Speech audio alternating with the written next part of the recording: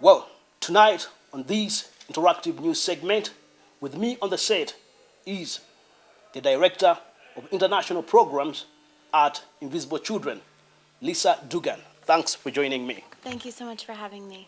Wow. Dougan, we do understand that tonight you have launched a report explaining the current strength of the LRA. Well, would you mind sharing with us what areas are you seeing the LRA weakening more and more?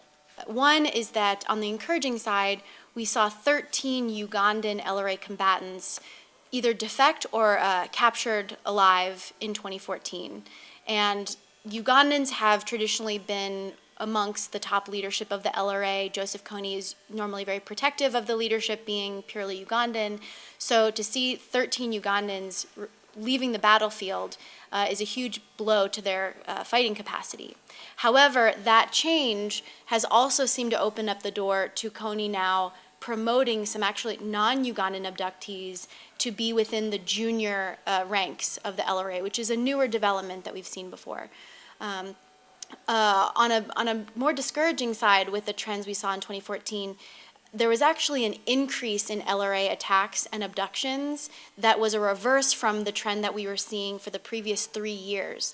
So between 2011 and 2013, we saw a decline every year in LRA attacks and abductions in DRC, in Central African Republic, and South Sudan.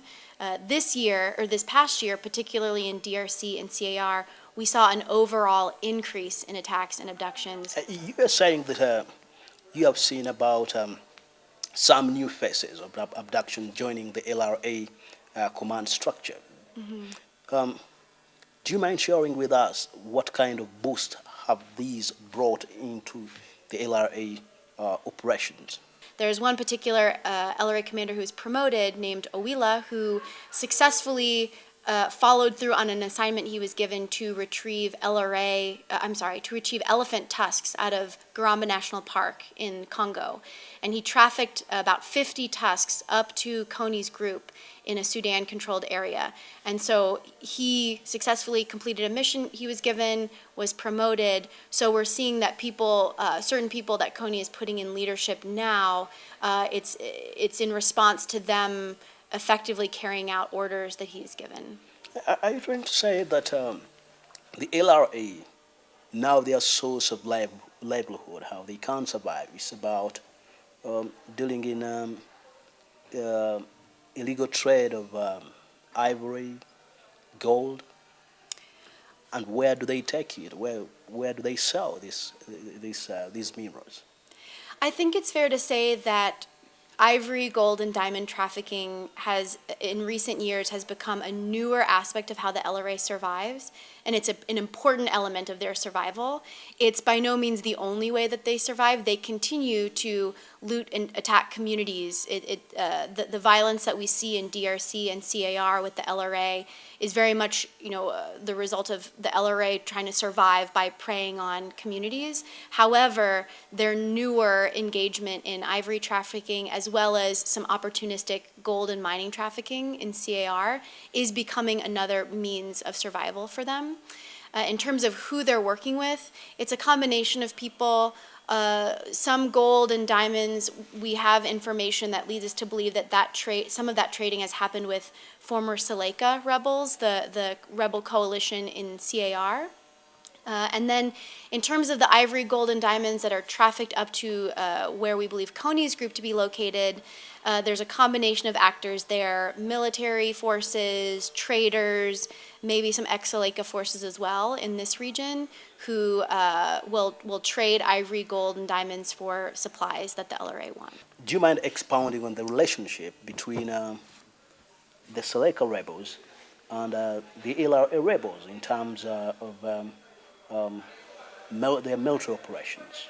It seems more of an opportunistic engagement with certain groups in CAR where former Seleka fighters become a source of supplies for these LRA groups, and in order to get supplies in exchange, they're providing gold and diamonds that they might take from mining communities. So there have been instances, there's evidence to indicate that that has happened in a very opportunistic way. Maybe not a systematic new part of how the LRA operates of engaging in the illicit mineral trafficking industry, but it's a way for them to survive.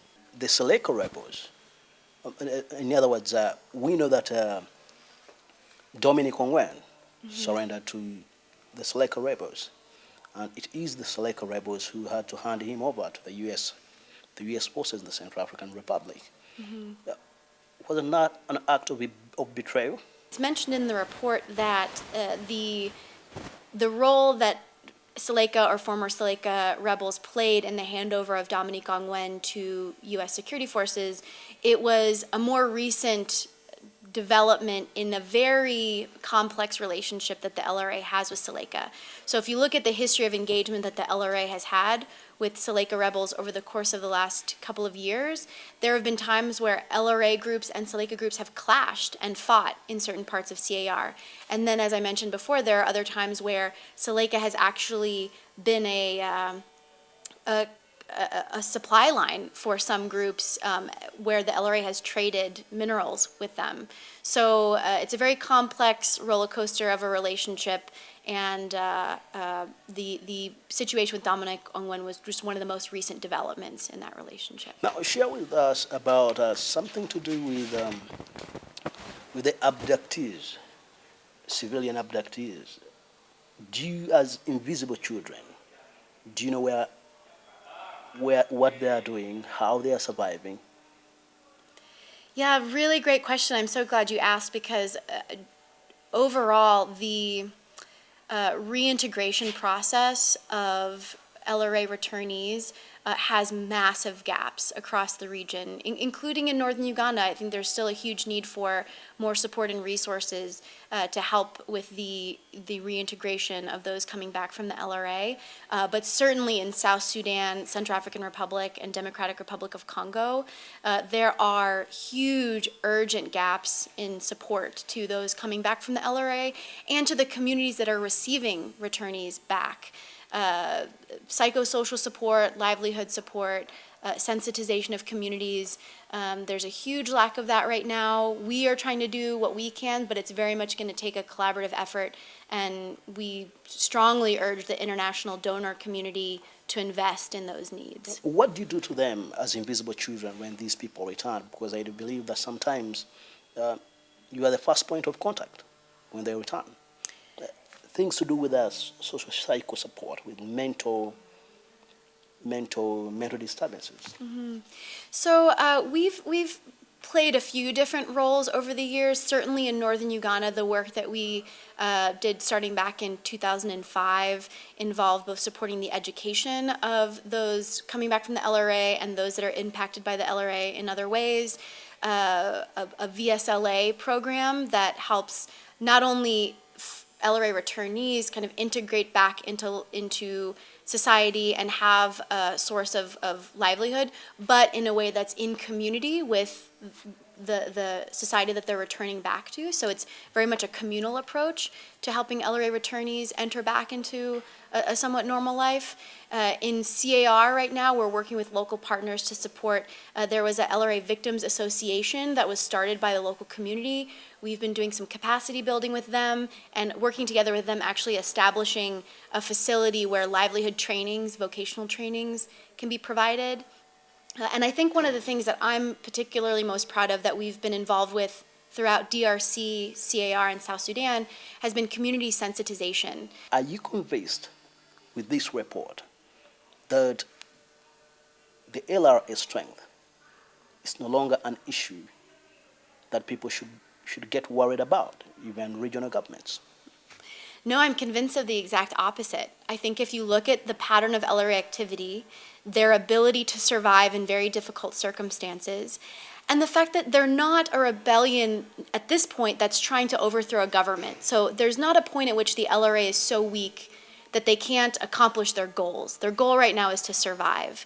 And when you look at how Kony operates and his ability to take advantage of how marginalized these areas are, the lack of infrastructure, take advantage of opportunities that come up, like engaging with Seleka, poaching ivory out of DRC, I think it would be very dangerous for the international community to think that we can draw back our efforts now.